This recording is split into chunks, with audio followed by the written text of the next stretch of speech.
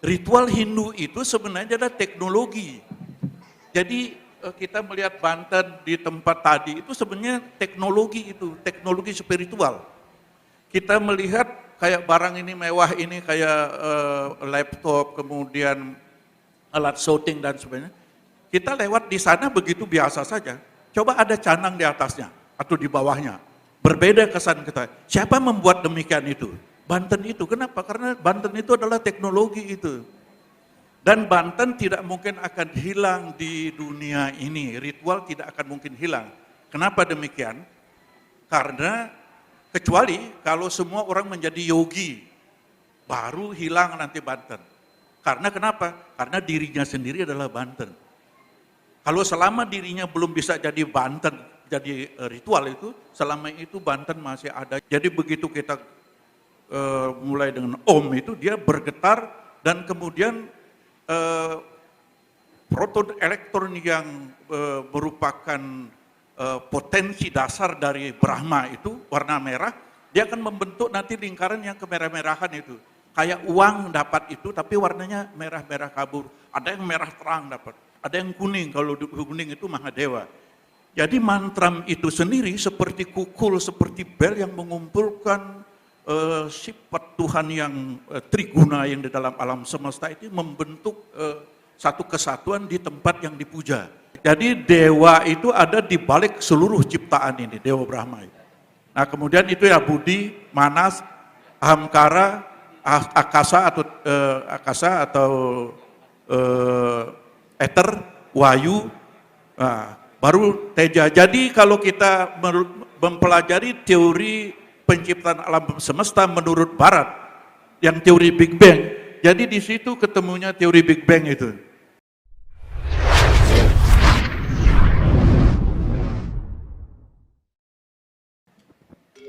Om Swastiastu.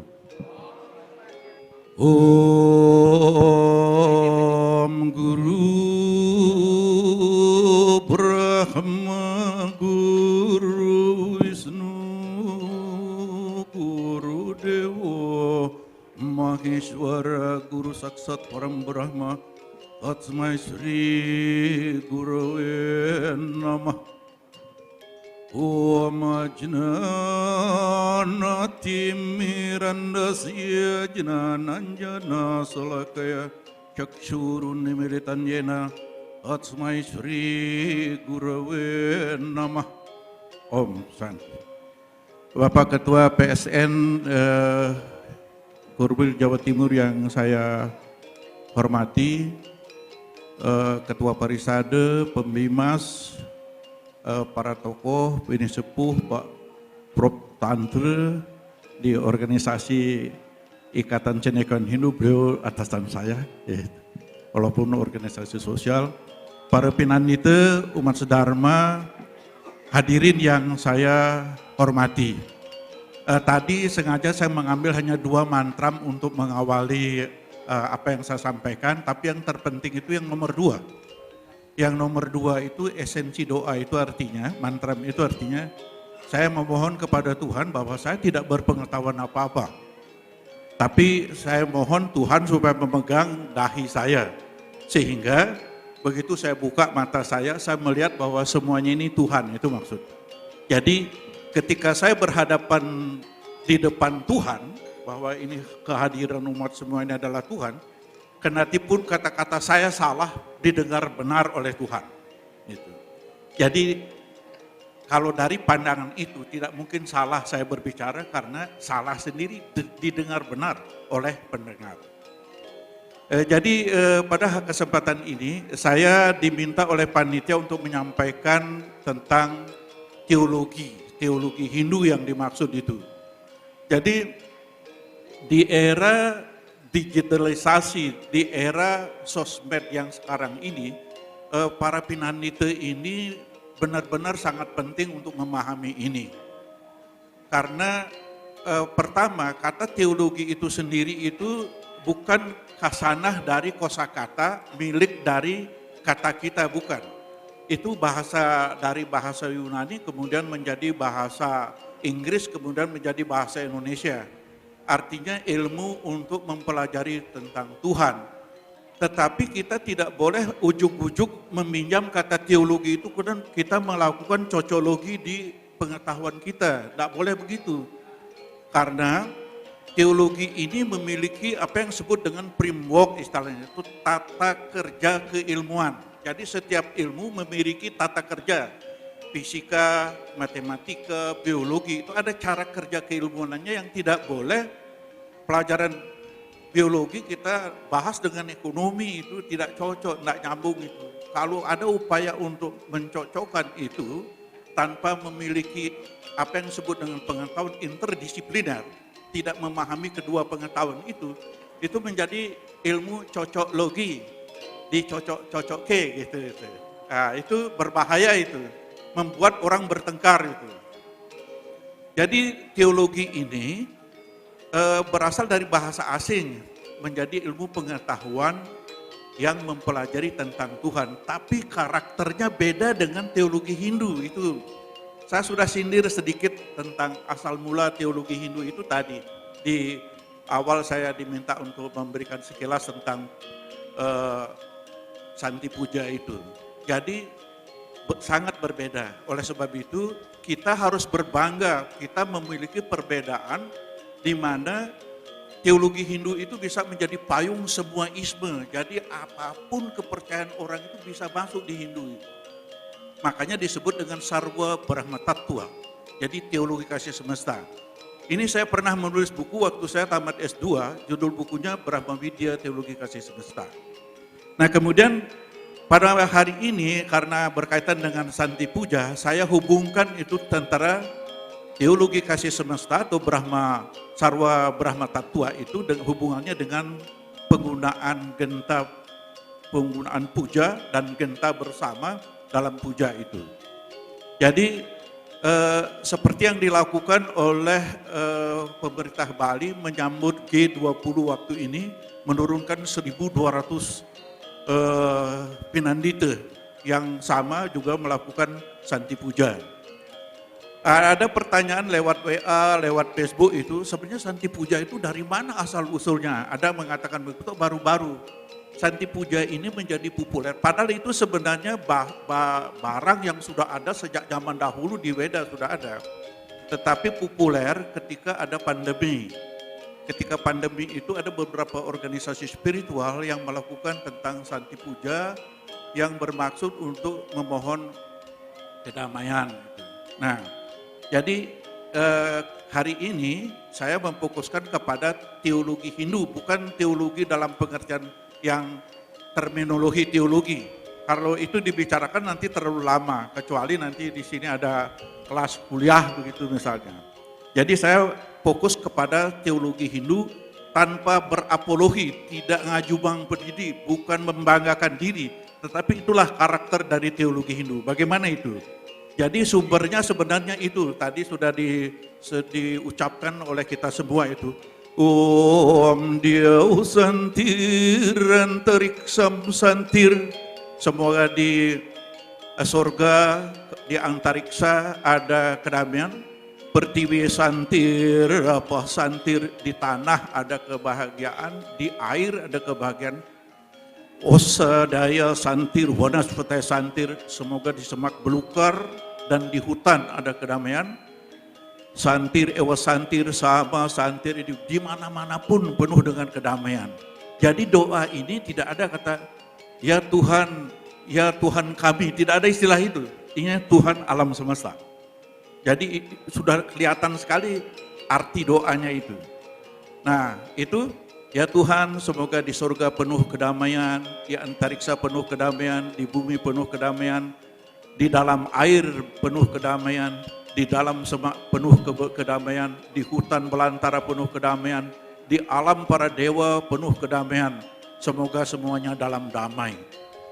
Doa satu paragraf mantra ini itu sudah mencakup seluruh doa sebenarnya, yang nanti kesimpulannya pada apa yang disebutkan tadi oleh Ketua PSN, kemudian oleh Pak Pembimbas yang kalimat terakhirnya disinggung itu Wasudewa Kutumbakam. Kalimat yang panjangnya itu dalam Maha Upanishad 7172 itu bunyi lengkapnya, ayam pandu rayam neti, gananam lagu cetasang, udara cari tamtu wasudewa kutumbakang. Yang artinya itu bahwa kalau orang masih bertanya itu kelompok saya enggak, itu jangan-jangan bukan kelompok kita. Begitu. Atau dia memang bagian dari kita. Orang yang bertanya begitu, itu sebenarnya adalah orang-orang berpikiran sempit. Beda dengan orang bijaksana akan menyatakan seluruh alam semesta yang adalah satu keluarga, itu arti lengkap dari mantra itu. Jadi Hindu mempunyai konsep untuk kesatuan manusia seluruh alam semesta. Jadi di bumi ini seluruh manusia itu adalah produk yang sama. Jadi bapaknya itu Tuhan, ibunya juga Tuhan. Sebagaimana disebutkan di dalam Bhagavad Gita Adhyaya 9 sloka 17. Pitaham asya jagatu mata data pitamaha Widyam pawitram omkaram mrik sama yayur ewasa. Aku adalah ibu dan aku adalah ayah, ibu dan datu alam semesta. Aku adalah penyangga, aku adalah ilmu pengetahuan. Jadi semuanya itu sebenarnya adalah wujud Tuhan. Itu. Jadi Tuhanlah yang menjadi objek kelahiran manusia itu untuk merealisasikan Tuhan. Karena kita sendiri adalah Tuhan yang mewujud jadi ciptaan. Kita diperintahkan untuk mewujudkan Tuhan itu di dalam pencarian pengetahuan kita. Nah kemudian abstrak. Abstrak itu maksudnya ringkasan kecil itu. Teologi adalah ilmu ketuhanan yang disusun secara metodis mengacu pada teks pustaka suci, kitab suci. Jadi kalau para Pinani itu umat berbicara teologi ngomong begitu, teologi, harus banyak menghafal teks. Tidak bisa hanya dengan pikiran. Kalau dengan pikiran itu bukan teologi namanya. Itu filsafat namanya nanti. Oleh sebab itu ketika ada orang mengatakan, umat Hindu kenapa membawa makanan ke pura itu? Karena diperintahkan oleh teks itu. Patram puspam palam toyam yume baktia parasati tat aham baktia uparhitam asnami prayatna tatmana. Disuruh membawa daun bunga buah dan air. Menjadilah banten itu. Menjadilah aturan apa yang disebut dengan sesajen. Kalau ada yang bertanya, apakah Tuhan memakan sesajen itu? Tidak makan. Kalau tidak, kenapa dibawa? Diulang begini, karena Tuhan yang tidak berwujud, tidak bernama, tidak akan mungkin dipuja. Disebutkan di dalam teks Bhagavad Gita, Kleso ditekartaras tesam, awyakta sakta cetasam, awyakta higatir dukam deha wadbir awapegati. Apa artinya? Manusia yang bertubuh fisik tidak mungkin memuja Tuhan yang nirguna Brahma. Kenapa demikian? Karena ada teks mengatakan, Name widuh suragana prabawa nama harsya aham hadir hidawana maharsya casarwasa. Jangankan manusia biasa, para dewa sekalipun para manusia tidak tahu itu Tuhan yang nirguna itu seperti apa. Oleh sebab itu pujalah Istadewata. Dari situlah munculnya Istadewata. Jadi memuja Tuhan yang kita gandrungi, yang kita cintai. Itulah metode untuk mendekatkan diri. Dalam teologi Hindu, rumusan teologi ada pada Brahma Sutra, bunyinya sastra Yonitwat. Pustaka suci adalah alat yang paling tepat untuk memahami Tuhan yang Maha Kuasa. Jadi kalau mau berdialog tentang Tuhan atas nama teologi, harus banyak teks baca. Teks Weda dan teks lontar, banyak seperti lontar Yadnya Prakerti mengatakan sahananing babantenan sat make ande buana. Jadi upacara itu, ritual itu, banten itu adalah wujud dari alam semesta, simbol alam semesta itu. Itu baru satu. Yang berikut bahwa sahananing babantenan sat make ragan tutui. Bahwa banten itu sebenarnya mewakili manusia itu sendiri.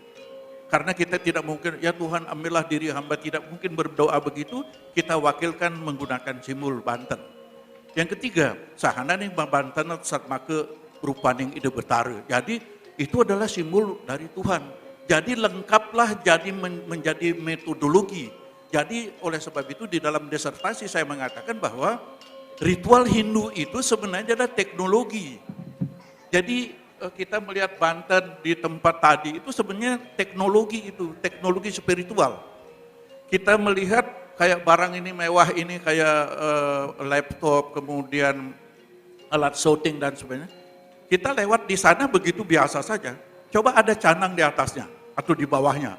Berbeda kesan kita. Siapa membuat demikian itu? Banten itu. Kenapa? Karena Banten itu adalah teknologi itu.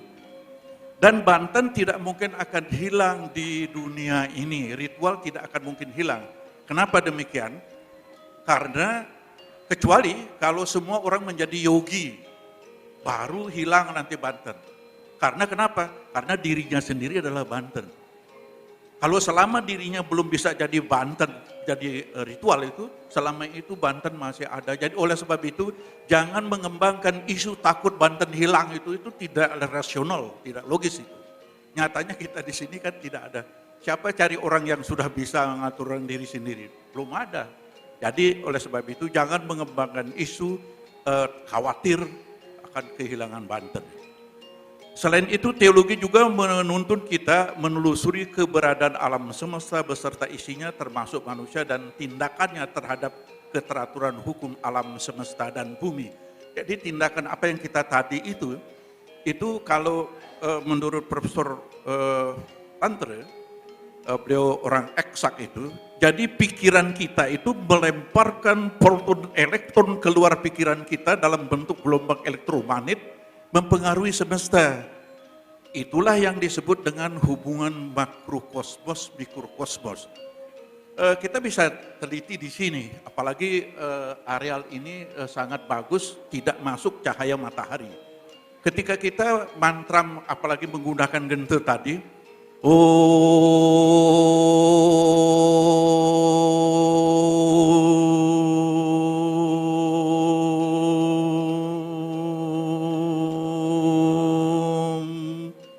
bisa 15 menit itu, sebelum kita melakukan itu, kita foto dulu ruangan ini. Setelah mengucapkan itu, baru kita foto. Nanti akan ada di sini kita temukan lingkaran-lingkaran itu yang berwarna. Itu orbs disebut oleh orang barat itu, orb, lingkaran-lingkaran cahaya. Nanti akan ditemukan, apalagi kalau punya kamera 36 megapiksel. Di atas 10 sudah menemukan kamera itu bisa, kamera digital. Bahwa ketika kita menggetarkan pikiran dan ucapan itu, debu yang di sini itu yang kelihatan dia adalah mati, sebenarnya tidak mati dia. Begitu disentuh dengan Om itu, AUM, jadi sifat dasar Sattva Rajas Tamas itu bangkit dia, yang melambangkan dari Trimurti. Jadi begitu kita mulai dengan Om itu, dia bergetar dan kemudian proton elektron yang merupakan potensi dasar dari Brahma itu warna merah, dia akan membentuk nanti lingkaran yang kemerah-merahan itu. Kayak uang dapat itu tapi warnanya merah-merah kabur. Ada yang merah terang dapat, ada yang kuning, kalau kuning itu Mahadewa. Jadi mantram itu sendiri seperti kukul, seperti bel yang mengumpulkan sifat Tuhan yang triguna yang di dalam alam semesta itu membentuk satu kesatuan di tempat yang dipuja. Jadi kehadiran para dewa itu nyata dalam teknologi sebenarnya. Jadi kita itu mengundang itu. Apalagi ada gong itu. Nah kalau gong itu kan ada buku saya tentang gamelan itu, Beleganjur itu kalau dulu dibangunkan itu, makanya bunyinya juga tabuhnya berbeda, dololan, dolalun, dololan, dolalun, dolalun, supaya dia mencak silat itu para buta itu, habis itu kasih makan, suruh duduk rapi di sana, baru para dewa. Jadi sistem pemujaan kita kayak menerima pejabat gitu. Jadi scientific sekali, sehingga pikiran kita dibuat dulu dalam gelombang minimal, gelombang alfa namanya. Jadi kalau masih kacau balau itu gelombang beta, di mana seperti air yang dipercik begitu bergelombang, wajah kita tidak akan kelihatan itu. Makanya di kekawin Arjuna Wiwaha disebutkan, sasi bimbo hanenggate mesi banyunan asing suci nirmala mesi uwan, itu memangkano gedaku kitang kadadin, ring angambeki yoga kitang sekala. Jadi ketika air itu pelan itu, kalau di dalam ilmu yoga, ketika orang mencapai tingkat delta, baru dia bersatu dengan kosmos. Jadi kalau yang suka bermain gadget atau internet itu, cari buku sekarang itu banyak sekali di internet. Barat mulai ikut membongkar kesadaran timur yang disebut dengan cosmic consciousness itu. Jadi bagus-bagus sekali bukunya itu. Itu mengungkapkan tentang rahasia pengetahuan timur. Nah kemudian inilah wujud dari apa yang saya katakan tadi. Jadi kalau mau kita berbicara tentang teologi, dia harus begitu. Jadi kita harus awali dengan pernyataan tentang siapa itu melalui teks, dengan menggunakan teks. Jadi kalau kita ngomong itu mengawali pemahbahnya itu pendahuluannya dengan teks, menggunakan teks, membela dengan teks, baru nanti ada rasa kepuasan atau rasa mantap di dalam kepercayaan terhadap keyakinan kita melalui teks yang kita baca. Nah, baru ini merupakan tanggung jawab para tokoh agama termasuk para pemangku. Jadi di zaman sekarang itu para pemangku, para pinandito itu tidak cukup hanya ngaturang Banten karena banyak pertanyaan dari luar maupun dari dalam itu tentang apa ini, apa itu, apa ini. Kita tidak boleh menjawab dengan emosi. Kendati pun pertanyaan itu bersifat menguji. Oleh sebab itu kita harus siap diuji sebagai orang yang beriman. Nah bedanya kalau kita tidak menggunakan yang kanan kiri itu. Sebenarnya teologi Hindu tidak menggunakan dogmatika dan apologetika. Oleh sebab itu di dalam kita ada pernyataan ye yatah mamprapedyanti tamstat taiwa bajami aham mamauratman wartante manusia parta sarwasa. Kita yang bebas menafsirkan sebenarnya itu. Nah kemudian kalau yang namanya, karena ini waktunya kelihatannya ada kode tidak banyak ini. Jadi kalau yang namanya filsafat yang ini, jadi beda ya. Jadi kalau yang tadi itu saya lihat bentuknya tata kerja keilmuannya itu seperti ini. Wujudnya ada 5. Kalau yang ini namanya cara filsafat dan gabungan. Ini sudah mix ini, teofilosofi namanya. Nah jadi saya sekedar memberikan rangsangan itu bahwa penting sekali kita mempelajari apa yang disebut dengan teologi, filosofi, teofilosofi. Gitu. Agama kita sebenarnya teologinya tidak seperti teologi barat, lebih cenderung teofilosofi. Karena teofilosofi itu lebih cerdas dari teologi. Kalau teologi itu apologi namanya atau ngajubang teks, membangga-banggakan ajaran sendiri itu namanya apologi. Tapi kalau teofilosofi tidak. Dia membanggakan tapi dengan alasan rasional. Nah kemudian yang penting kita tahu bahwa pada dasarnya sebenarnya umat manusia yang ada di muka bumi ini semuanya itu seperti kita melihat itu sebenarnya. Kita sama-sama termasuk saya sebagai narasumber pembicara, saya tidak tahu itu Tuhan itu karena pengetahuan kita itu ada di dalam kotak yang segi 4 itu ada garis putih itu. Kita tidak tahu apa-apa, kita dalam kegelapan sebenarnya. Nah bagaimana bisa itu terjadi?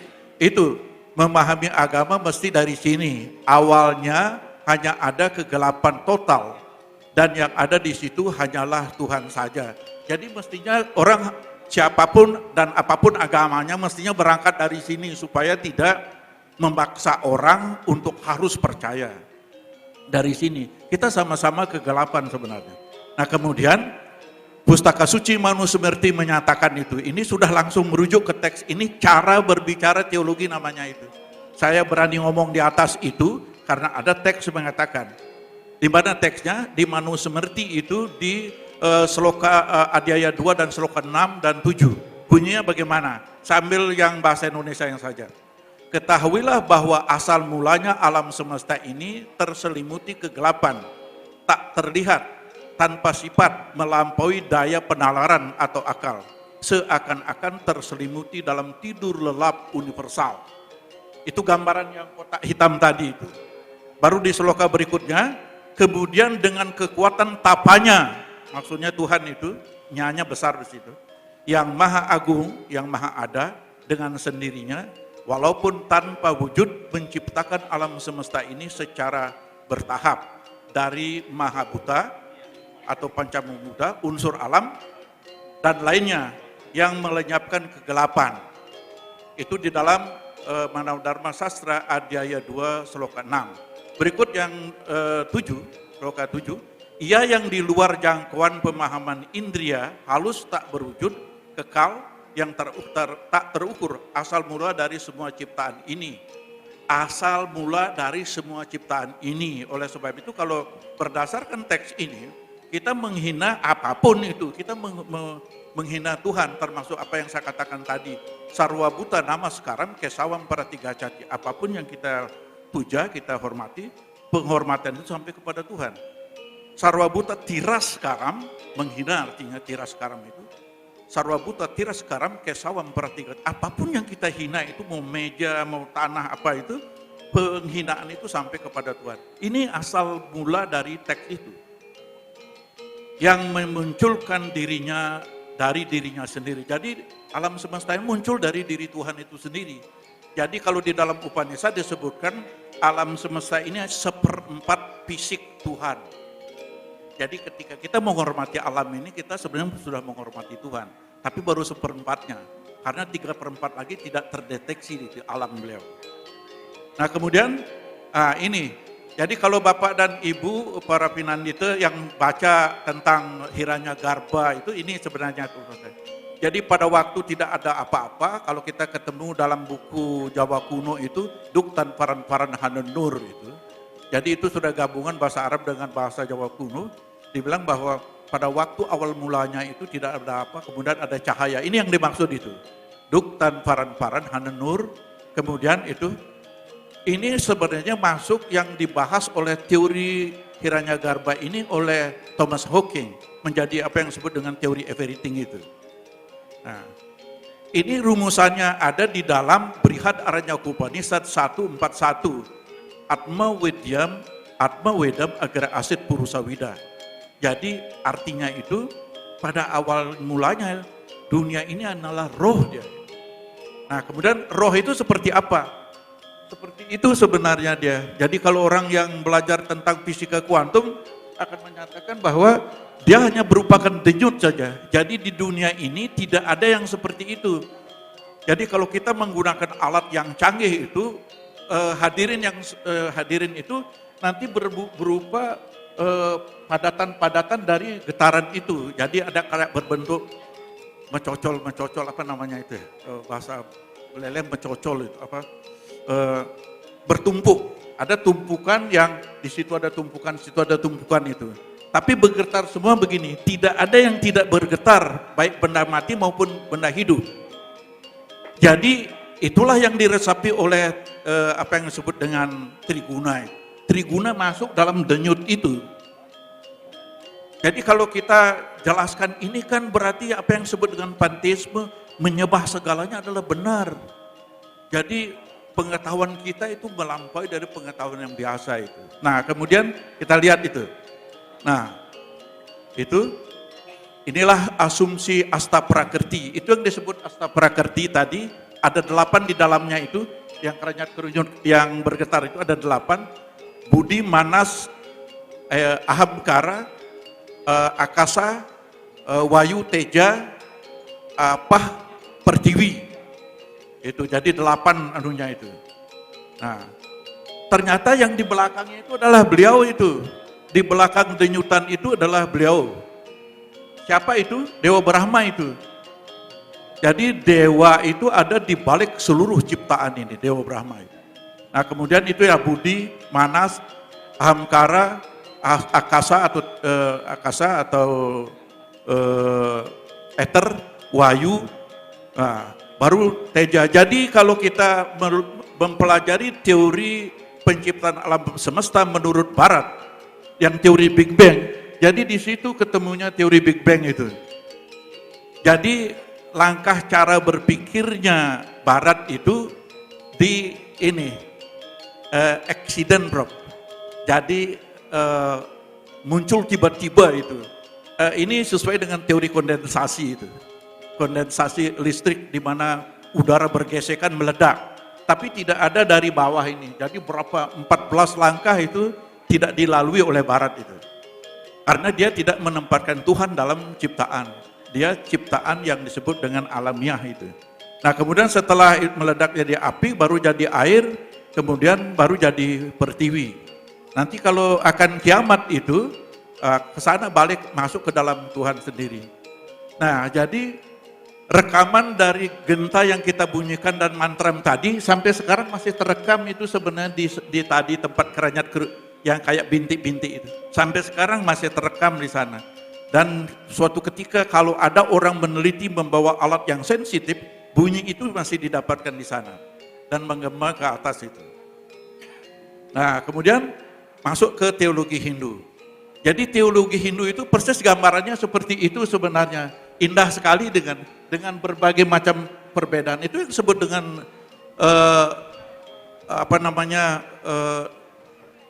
Bhinneka Tunggal Ika, Eka Tua Aneka Tua, itu yang dimaksudkan Eka Tua Aneka Tua. Jadi berbeda tetapi tetap satu itu. Inilah teologi Hindu itu. Kemudian itu saya sudah uraikan tadi bahwa teologi itu memiliki cara kerja tersendiri.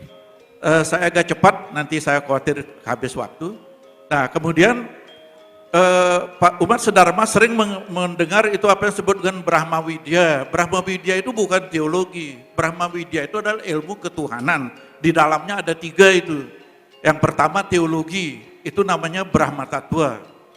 Kemudian ada yang ketiga namanya Brahma Jenana, filsafat ketuhanan. Jadi yang kuliah di filsafat itu mendapat filsafat ketuhanan. Ada mata kuliah khusus itu. Kemudian ada yang interdisipliner. Brahma Jenana Tattva ini teofilosofi. Kita cenderung di yang kuning itu sebenarnya. Kenapa? Karena teologi ini adalah teologi untuk orang dewasa. Jadi di situ perbantahannya adalah pembantahan yang rasional. Nah kemudian kita itu melingkupi semuanya itu. Nah saat ini kita berbicara tentang yang merah ini. Jadi yang pertama itu kita bicarakan itu. Nah, kemudian itu, jadi kalau kita tuangkan dalam bentuk begitu. Jadi nanti panitia saya cepatin ini, nanti minta kepada panitia dokumennya ini. Berikut ini. Jadi umat sedharma, sebelum saya melanjutkan, penting sekali umat Hindu untuk berbangga dengan agamanya sendiri, tetapi jangan yang ditulis oleh orang kita sendiri. Itu kalau bahasa Bali ngajubang ibu pendidi. Jadi memuji diri sendiri, cari yang ditulis oleh orang lain. Ini ada seorang teolog Kristen, teolog Barat, namanya Michael Kney. Dia nulis begini itu, bahwa dia di bukunya itu bahasa Inggris sebenarnya, World Religion, tapi sudah diterbitkan oleh Canisius Yogyakarta, judulnya Agama-Agama Dunia. Dia mengatakan begini di dalam bukunya, Hinduisme berkembang sejak ribuan tahun lalu dan merupakan agama paling tua di dunia yang masih hidup sampai sekarang. Ada jutaan dewa-dewi dalam kepercayaan agama Hindu dan semuanya itu merupakan refleksi dari Brahman, roh paling tinggi. Kan bagus ini uraian dari orang Barat ini. Dewa paling populer adalah Siwa. Kita pada umumnya itu, termasuk tadi kita mengucapkan Om Namah Shivaya, itu kan ini. Dewa pelebur alam dan Wisnu dewa pemelihara alam. Jadi kalau menurut tulisan ini, yang dianggap populer itu 2. Ini peneliti orang ini, peneliti. Ada ratusan kuil dipersembahkan untuk mereka. Ada ratusan kuil sesuai dengan Istadewata. Semua orang Hindu memiliki tempat pemujaan dalam rumah masing-masing, tempat melakukan ibadat harian. Dan bersama dengan perayaan lainnya membentuk iman mereka. Inti iman mereka berbeda dalam satu lingkaran, tidak pernah berakhir dari lahir, hidup, mati, dan lahir kembali. Dan setiap orang mengalami reinkarnasi dengan tingkat yang dikemukakan oleh apa yang mereka perbuat dalam kehidupan sebelumnya. Jadi gambaran yang dia buat oleh orang Barat tidak salah. Jangan lakukan kepada orang lain yang engkau sendiri tidak suka. Itulah hukum utama, sedangkan hukum yang lainnya dapat berubah. Menurut pernyataan ini saya rasa bagus sekali ungkapan dari Michael Kney. Berikut ini lagi. Jadi saya ungkapkan untuk membesarkan hati kita. Kadang-kadang kan kita merasa minoritas di Indonesia kayak minder itu. Kecuali saya dengan Prof. Tantri tidak pernah minder itu. Jadi yang berikut, pujian terhadap Hindu oleh Profesor Rosten Meyer. Beliau mengatakan bahwa agama Hindu akan menjadi agama dunia. agama Hindu akan menjadi agama dunia.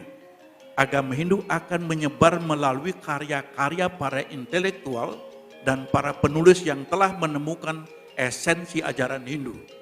Sejumlah pakar fisika dan biologi menemukan paralelisme Hindu dan sains. Jadi ini orang Kristen katakan ini. Dia double degree dari PhD-nya. Dia belajar Hindu di Mumbai. Setelah beliau pakar di barat, penasaran dengan Hindu, dia belajar di Mumbai. Berikut yang ini lagi lebih keren lagi ini.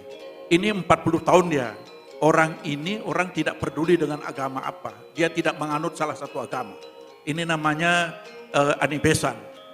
Setelah mempelajari sekitar 40 tahun lebih tentang agama-agama besar dunia, dengar baik-baik ini. Ini yang mengerikan ini bahasanya ini. Setelah mempelajari sekitar 40 tahun lebih tentang agama-agama besar dunia, saya menemukan tidak ada yang begitu sempurna, tidak ada yang begitu ilmiah, tidak ada yang begitu ilmiah, 2 kali disebut, tidak ada yang begitu filosofis, dan tidak ada yang begitu spiritual sebagai agama besar, kecuali agama Hindu. Kok bisa-bisanya dia? Ya. Kok bisa-bisanya dia kan tidak peduli dengan agama, tapi 40 tahun dia belajar semua agama, dia ketemu untuk memuji Hindu. Berikut dia mengatakan, semakin Anda mengetahui, semakin Anda menyukainya. Semakin Anda mencoba memahaminya, maka semakin dalam Anda akan menghargainya. Jadi kalau ada yang kita sendiri tidak menghargai itu kan kecelakaan namanya. Berikut, ini yang terakhir, ini yang pujian. Pujian yang terakhir dari seorang namanya sastrawan itu Theo Tolstoy. Agama Weda tidak hanya agama tertua, tetapi juga agama yang paling sempurna. Bayangkan itu, apa tidak sakit hati orang mendengar ini kalau kita sampaikan di lapangan yang didengar oleh banyak orang itu. Tapi kan bukan kita yang nyebutkan ini, orang lain. Jadi Hindu menempati posisi pertama yang paling utama di antara agama-agama yang ada di dunia. Ini saya baru tampilkan cuma 3-4 kalimat. Saya punya buku yang ada ratusan isinya begini dari berbagai pakar. Jadi teologi Hindu adalah payung dari semua agama. Jadi apapun kepercayaan itu bisa dipayungi oleh ini. Jadi tidak terhitung jumlah para ilmuwan barat yang heran terhadap agama Hindu sebagai agama tertua yang pernah ada, yang masih ada sampai saat ini dan yang akan datang. Kemudian karena Hindu adalah ibu semua agama, Hindu adalah sumber ilmu pengetahuan, itu dikatakan oleh Swami Shivananda. Weda sumber dari segala pengetahuan, itu Resi Manu mengatakan. Kemudian tidak ada sastra di dunia ini tanpa bantuan karya Maharshi Vyasa. Itu Begawan Raruci mengatakan. Jadi semua yang saya tulis itu bukan kata-kata saya. Jadi umat sedharma, kalau saya tampilkan itu mungkin orang berpikir apa itu kok ada perempuan mandi ditampilkan itu. Ini sebenarnya yang pokok ini. Jadi ada kata-kata Adbirgatrani Sudyanti Manah Satyena Sudyati Widya Tapubiyam Butatma Budir Jenaninam Sudyati. Apa artinya? Tubuh dibersihkan dengan air, pikiran disucikan dengan kebenaran, jiwa manusia dengan pelajaran suci dan tapa brata, kecerdasan dengan pengetahuan yang benar. Saya rasa mewakili ini saya akan cepat putar yang berikut tanpa saya baca. Nah, ini sebenarnya pupuh Bali. Hadirin yang saya hormati, pentingnya pengetahuan apalagi di era literasi. Jadi penting sekali. Ini ada pupuh sinom ini, minta maaf saya karena orang Bali. Kalau saya pakai bahasa Sanskerta nanti saya dinyatakan oleh orang yang ngintip di sini, itu donor ikut aliran sesat itu nanti itu. Jadi makanya saya pakai pupuh Bali aja ya. Gitu. Karena saya Balikui itu. Nah, jadi ini ada pupuh sinom ini di Geguritan Sucite buku 1. Bab 9, pupuh nomor 1. Kewikanan memunahkan.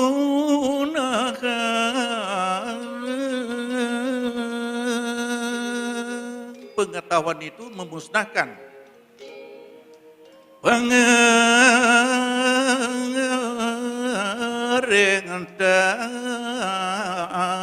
beti sami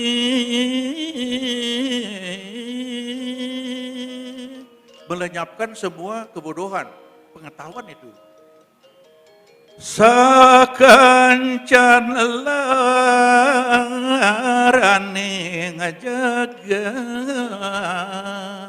segala macam penderitaan dunia, ya den maleng begumi, walaupun bahaya memenuhi bumi, kawikanan ngelebur sami, pengetahuan itu yang melenyapkan semua, melebur semua. Wireh wikane puniku, sebab pengetahuan itu panglukatan pabersihan, karena dia pembersih fisik dan pencuci jiwa. Miwah pangan tak sejati, demikian pula perjalanan sejati kita. Ikutuku sariran sang yang wisese. Itulah intisari daripada Tuhan itu, yaitu pengetahuan. Saya percepat ini yang saya tidak bisa sampaikan, itu materi saya sebenarnya ada 55. Jadi 50 halaman itu yang dibilang teologi yang di atas dengan buku yang di bawah pakai otak, itu filosofi itu. Jadi kalau mau pakai otak sering bertengkar, pakai buku dia harus hati-hati. Nah, kemudian ini saya sudah singgung sedikit di mana tempatnya Banten itu, kemudian ada semua. Kalau pelajari itu kita tidak kalah bertengkar dengan siapa saja, termasuk dengan makhluk halus. Ya, jadi ini yang Bapak Ibu lakukan sekarang itu. Ampuri tunjukkan anunya dulu. Jadi ini begitu pas diayunkan naik dia gentengnya. Jadi itu yang Bapak lakukan hari ini, karena biasa di mana seluruh Indonesia itu biasanya acara itu selalu mengingat waktu gitu. Hafal dengan tradisi itu, termasuk tradisi ini, maka saya cukupkan sampai sini. Om Santi. Oke, tepuk tangan nih luar biasa nih Ki. Pas Tungkara.